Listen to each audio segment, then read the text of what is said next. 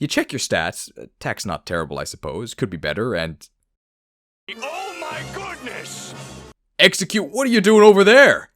You're looking a little... scrambled.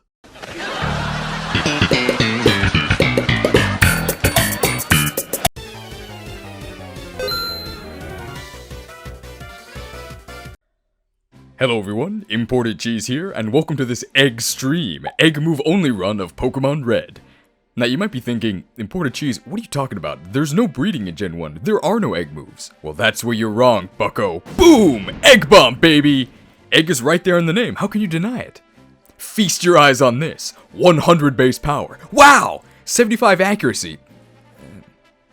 Our trainer, the illustrious chef, Gordon R., no relation I'm sure, picks up the star ingredient of the run from Oak's Kitchen Depot, and if we're Gordon R., then there's only one nickname we could possibly use. It's raw. Now, I know what you're all thinking. Wait a minute.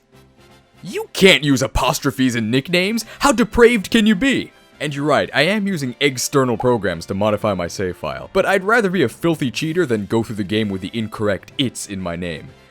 In all seriousness, this run is not possible without just a dash of cheating.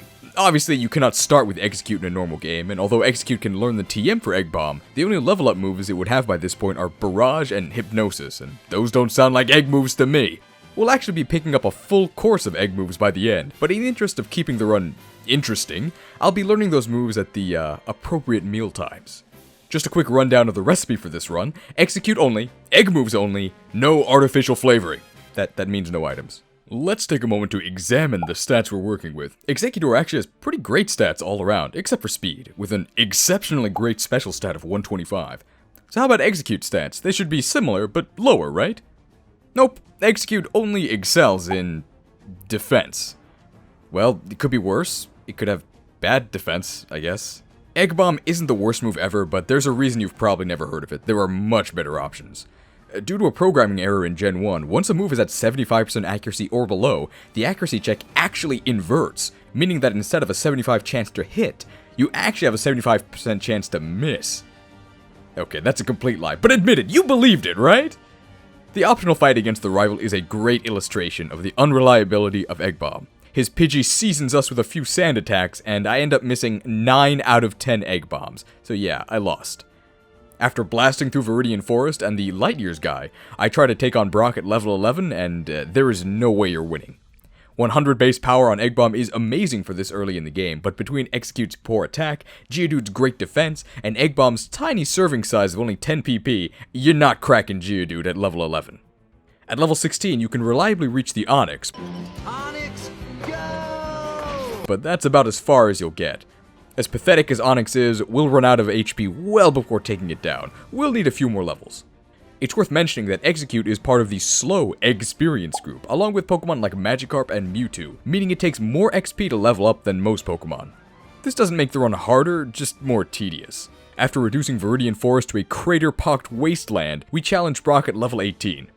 At this point, the battle is winnable, but it'll take some luck. You actually want Geodude to tackle rather than defense curl because Exeggcute barely takes any damage. Against Onix, you want to see Screech, tackle is whatever, and Bide is very bad. If you get lucky, you'll miss your Egg Bombs against a biting Onix, but more often than not, you'll take back a ton of damage and lose the fight.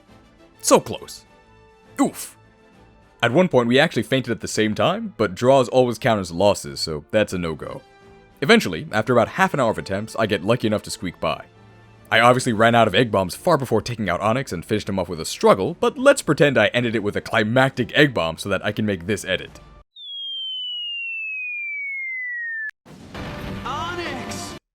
Now, is the fireball tinged green because I'm a grass type, or because I don't know how to use the chroma key to remove the green screen background? I'll leave that to you. Onwards to Mount Moon. Nothing too special to talk about here, except for this Rocket Grunt's losing quote. I'm steamed. Nice to meet you. I'm raw. Once I arrive in Cerulean, I head straight to Misty. We have great defense and a resistance to water, so as long as enough Egg Bombs find their mark, it's an easy win. I'd make some sort of joke about washing eggs, but I think that's a European thing? Both back in America and here in Japan, we don't wash our eggs. There is something called egg wash, but that just refers to beaten eggs that you dip things into when you're battering them to fry or bake or something. Next, into the most amazing egg wash. The Rival and Nugget Bridge are both cakewalks. Eggs are an ingredient in cakes. Does that count as a joke? I mean, it's a bit of a stretch. So we'll take this opportunity to talk about why the Rival is named Gaston. I'd imagine most of you know who Gaston is, but if you're unaware, he's the villain of the 1991 Disney animated movie Beauty and the Beast. Now, Disney did not invent Beauty and the Beast, it's a French folktale. France is in Europe, do you think they wash their eggs? But they did invent Gaston. He's this completely over-the-top caricature of fairy tale heroes. He's handsome, he's dashing, he's arrogant, and in any other movie, he'd probably be the hero. He's introduced to us through this awesome song where the whole town tavern sings about all of Gaston's incredible traits, like his hairy chest, his huge muscles, and his thick neck. I'm not kidding about that one. There's one verse which explains why he's our rival in this game, and I would play it for you, but Disney is notoriously litigious. I'm not gonna risk it. I'll just read it out. When I was a lad, I ate... No, you can't say it. You gotta sing it. Alright, here goes. When I was a lad, I ate 4 dozen eggs every morning to help me get large. And now that I'm grown, I eat 5 dozen eggs, so I'm roughly the size of a barge. Well, I tried. I used to be in a Disney-themed a cappella group in college. Would you believe that such a social superstar would go on to make Pokemon Challenge videos? Absurd, I know. There is one major obstacle on the way to Bill's cottage, and it's this hiker with his army of Geodudes. Even though I fought almost every single trainer up to this point, you'll notice that I'm not that over-leveled. Being in the slow experience group really hinders us. We're forced to learn Reflect at level 25, so we've actually lost access to Struggle since we can't burn through Reflect's PP, since it's not an egg move. Is Struggle an egg move? Well, sure, what do you have to do to hatch? You gotta struggle, I'm counting it.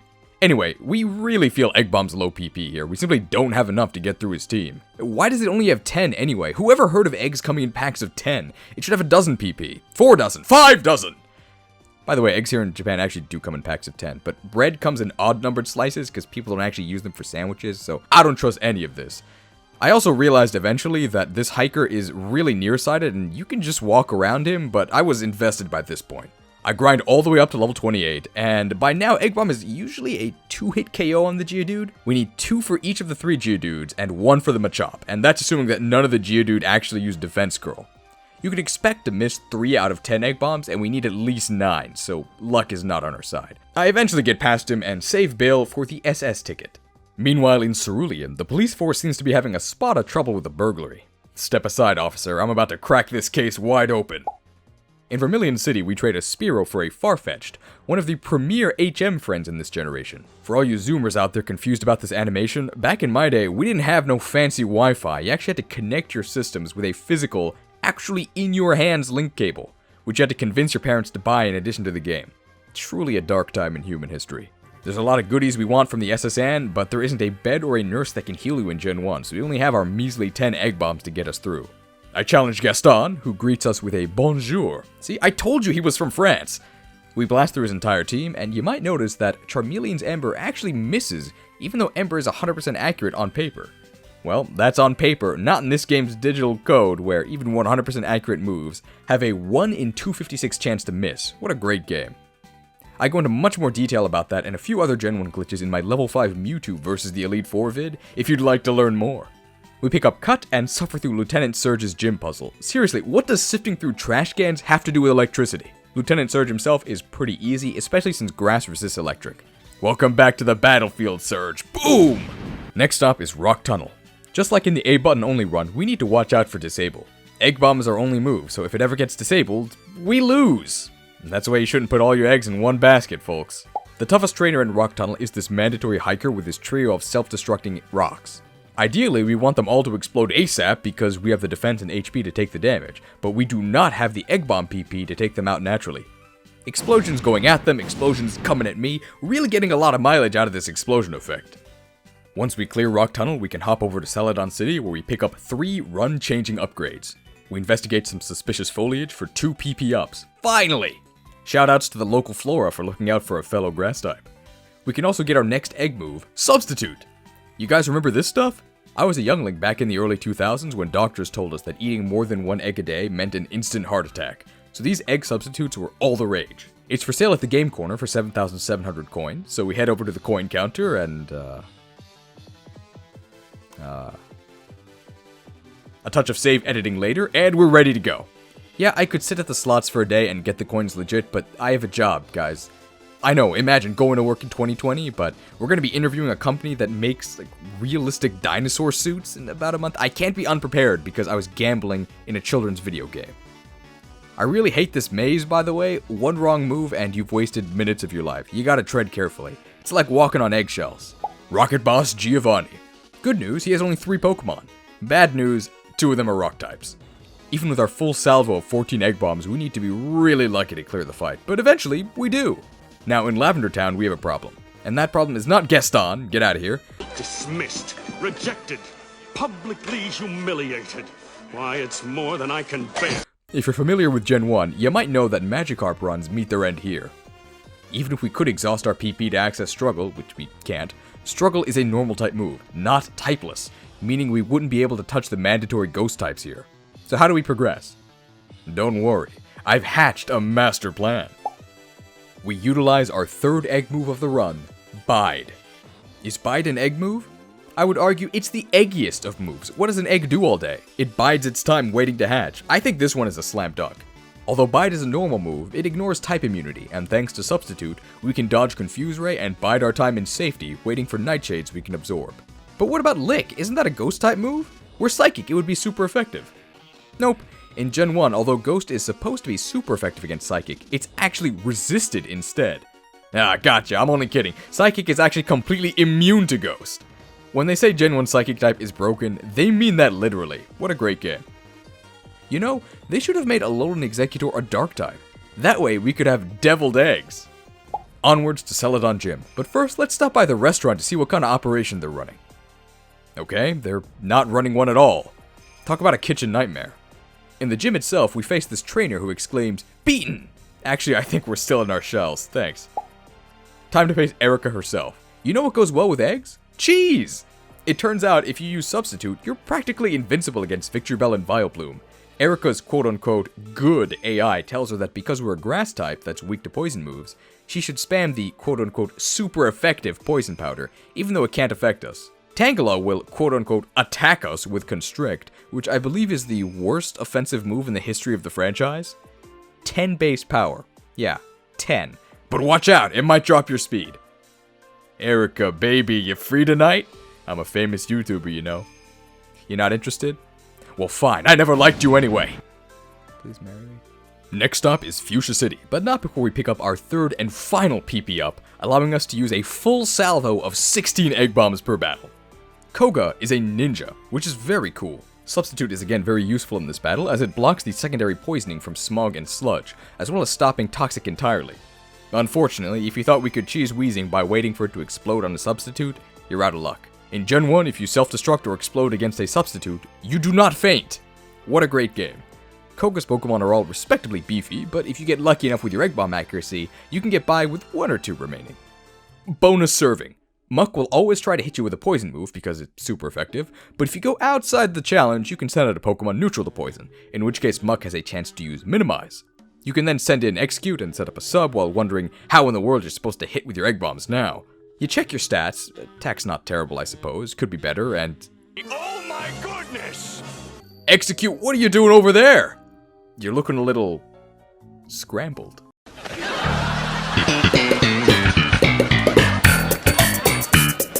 Thank you, that joke is actually the entire reason I decided to do this run. Please subscribe. While we're here, we may as well go pick up Surf. Hey, what do you call it when you catch an Exeggcute in the Safari Zone without paying the entry fee? Poaching! Now that we have Surf, we can access this guy in Celadon City who gives us the TM for Soft Boiled. Full disclosure, Exeggcute is not compatible with this TM, but do you really think we're gonna do an egg move run without Soft Boiled? I could have given myself Soft Boiled at the start of the game, like I did with Egg Bomb, but I figured it would be most fair to wait until the TM was naturally available. I assume the reason why we can't learn it is because the Japanese name of the move is actually Egg Lay, and it would be us, like, cannibalizing ourselves, but Miltank can learn Milk Drink, so I don't see what the issue is.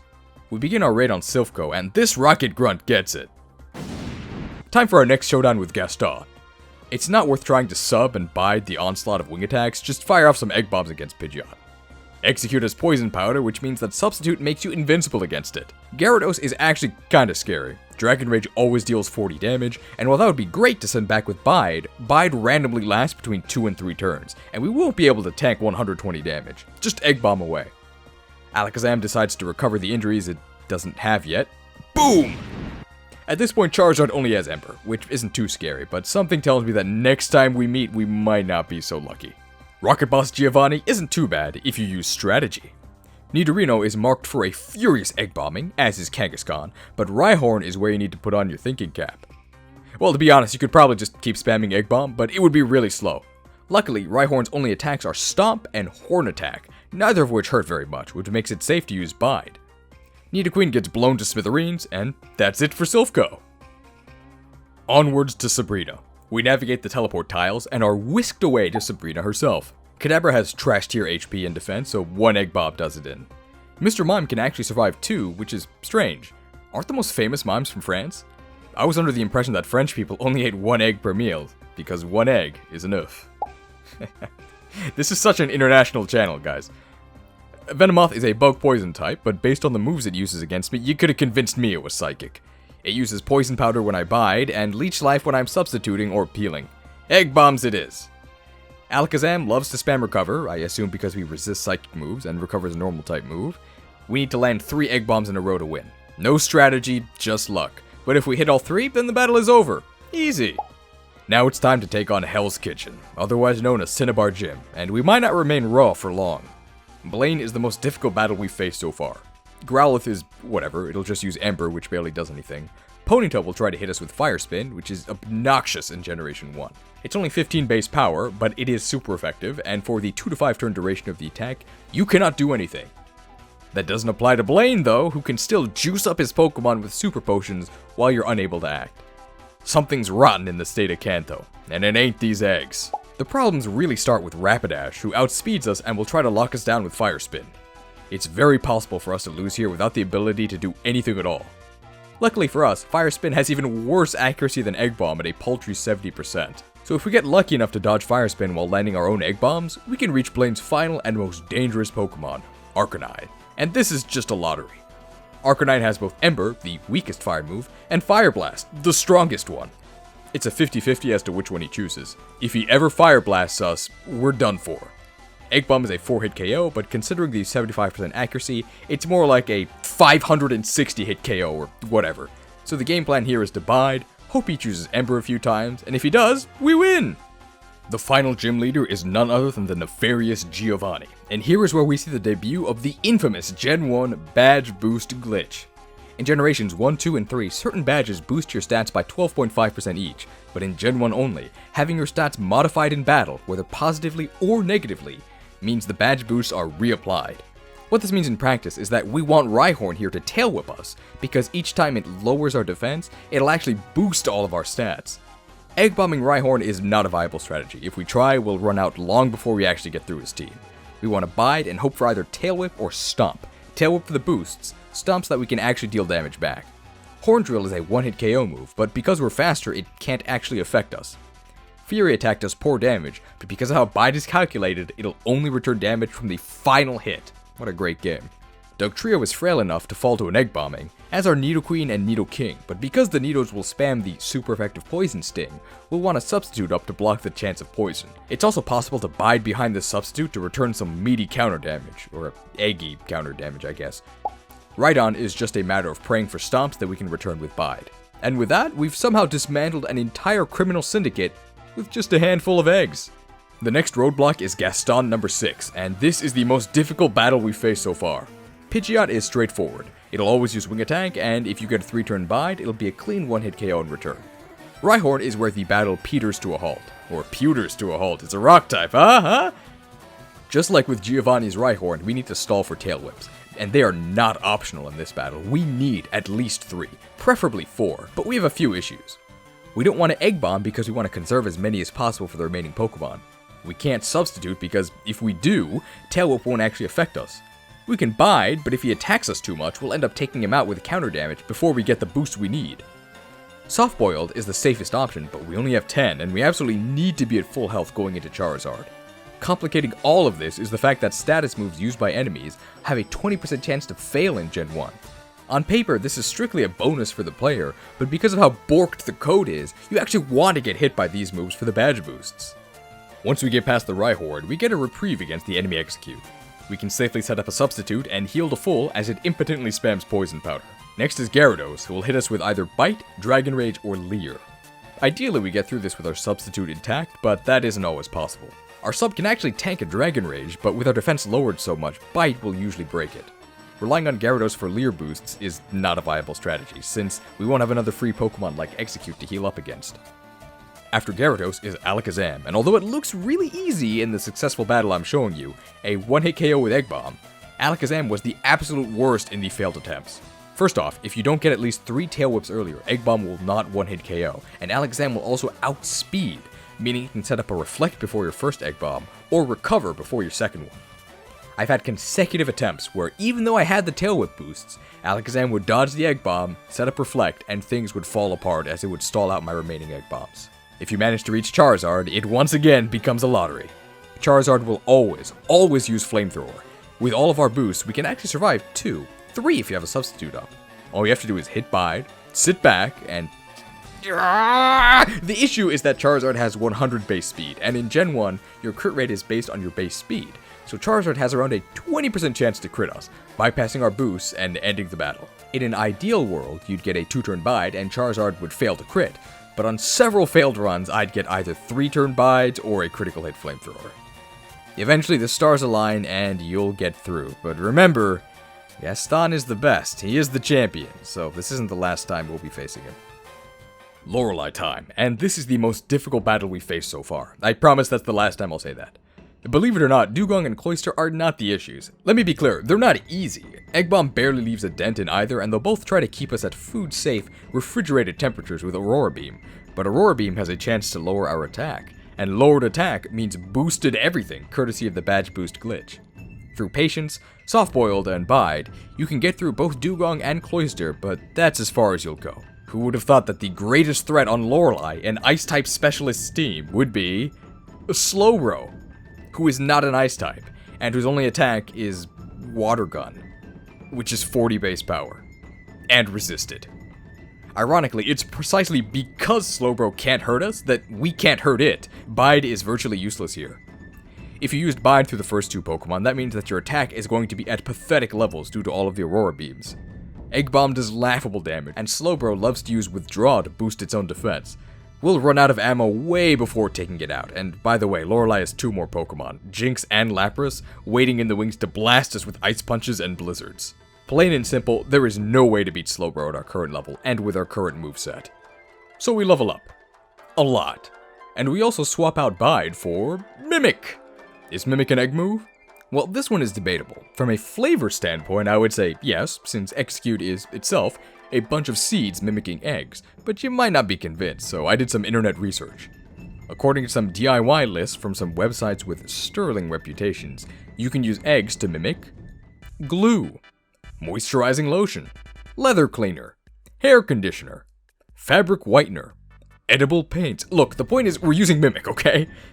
With our improved stats, we're going to start off by bombing Dewgong and Cloyster into submission.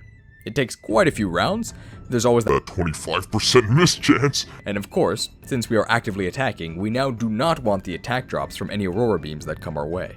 Once we reach Slowbro, we begin the slow, arduous process of exacting our revenge. They say that revenge is a dish best served cold, but if Slowbro could hit us with ice moves, we wouldn't be in this mess in the first place. We mimic, withdraw, and that's an egg move for sure. We've got plenty of shell to go around. We max out our defense, which thanks to the badge boost glitch also skyrockets our offense to the point where our egg bombs actually become able to damage Slowbro. Once Slowbro is down, Jinx and Lapras are easy pickings. Jinx is pretty fast, but since badge boosts also increase our speed, she eats an egg bomb and goes down before doing anything. Lapras fares slightly better, it takes more than 1 egg bomb, and that's Lorelei finally done. Next up is Elite Four member Bruno, and this is the hardest battle so far. I mean that literally, no jokes. We may not have rippling muscles, but we're not stuck using Onyx, so I like our odds. We lead off with Mimic and nab ourselves the ability to use Harden. And this What's he doing? is to go. even further beyond!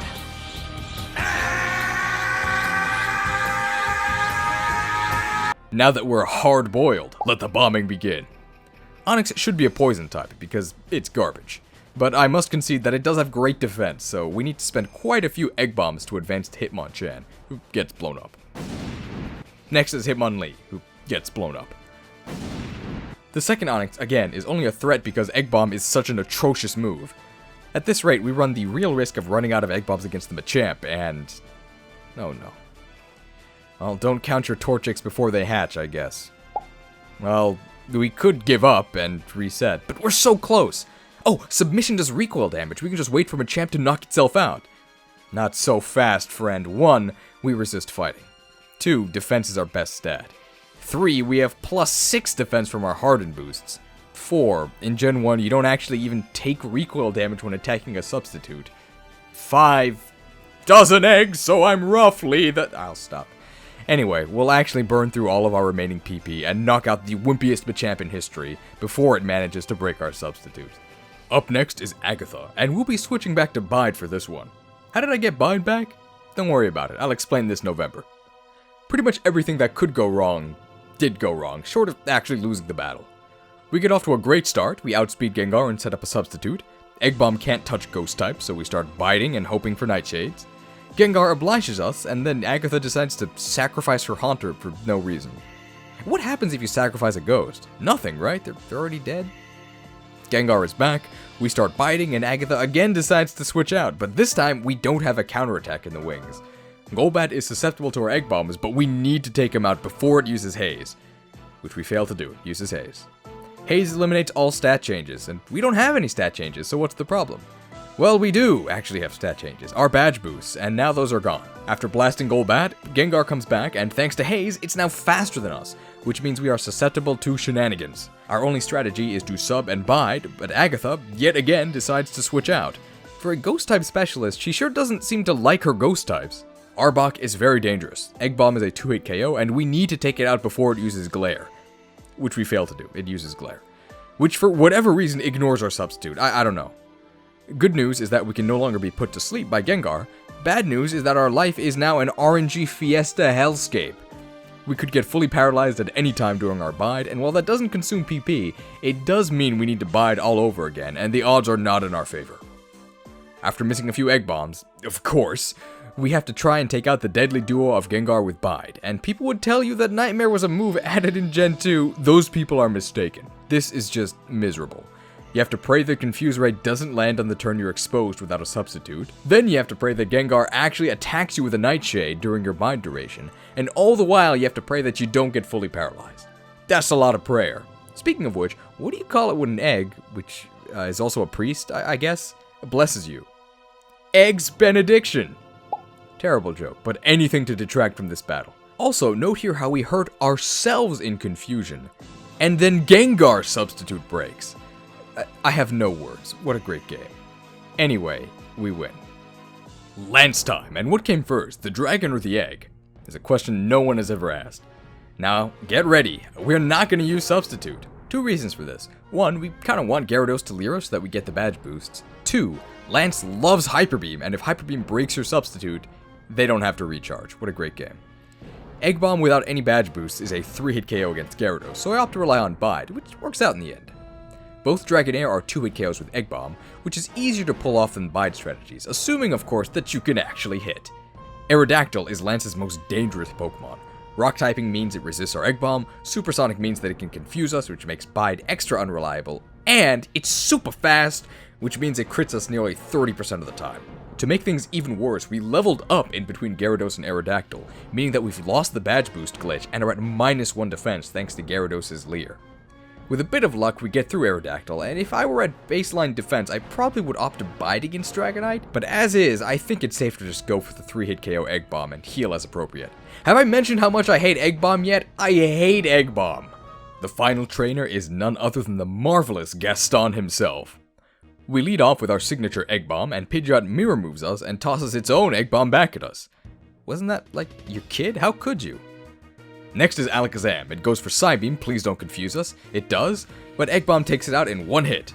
Just kidding, of course. Alakazam then hits us with Psychic. We do want the special drop for Badge Boost, we do not get it, but Egg Bomb connects and brings us to Rhydon. Its moveset is Horn Drill, Tail Whip, Leer, and Fury Attack. We're gonna Bide, not to return damage from Fury Attack because again, multi-hit moves do not interact correctly with Bide and only the final hit of damage is countered. We're biding to literally bide time and stock up on Badge Boost glitches, courtesy of Rhydon's defense lowering moves. He has 2 of them, so we've got a pretty good chance.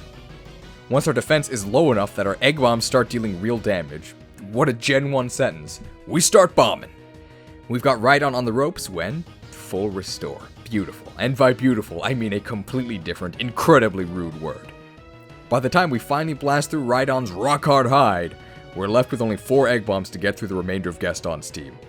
Exeggcute comes out, and I tried playing around with Substitute and Bide here, but between our lowered defense and the broken interaction between Bide and Barrage, another multi-hit move, I eventually decided to just start Egg Bombing. Feels bad to take out our own evolved form, but you can't make a video without breaking a few Exeggcutors. Gyarados' Hyper Beam will take us out at our current HP, so we top ourselves off with a Soft Boiled, then Bide and cross our fingers. Hyper Beam does come our way, and luckily, it crits, meaning it ignores our lower defense and does way less damage than it would have otherwise. Last Pokemon of the run is Charizard. Will an Egg Bomb be enough? So close. And he Fire Blasts us, but we have the Badge Boost, we're still in this, just need to land the final Egg Bomb, and that's a wrap. A breakfast wrap? We've done it. We've completed the entirety of Gen 1 using only egg moves, and I'll be honest, it was an awful experience. You guys only got to see the highlights. I was actually here behind the screen missing Egg Bomb after Egg Bomb after Egg Bomb after Egg Bomb after... But my thoughts don't matter. Let's ask the expert here. Gordon, what did you think of the food? Thank you. Bloody delicious. That's some high praise. Thanks for watching, everyone. Please leave a positive review, that means a like, subscribe if you've got a hankering for more dishes like this one, and if you've got any recipes for the next run, please leave those in the comments below. Thanks a lot, and I'll see you at the next meal service. Smell ya delicious cooking later.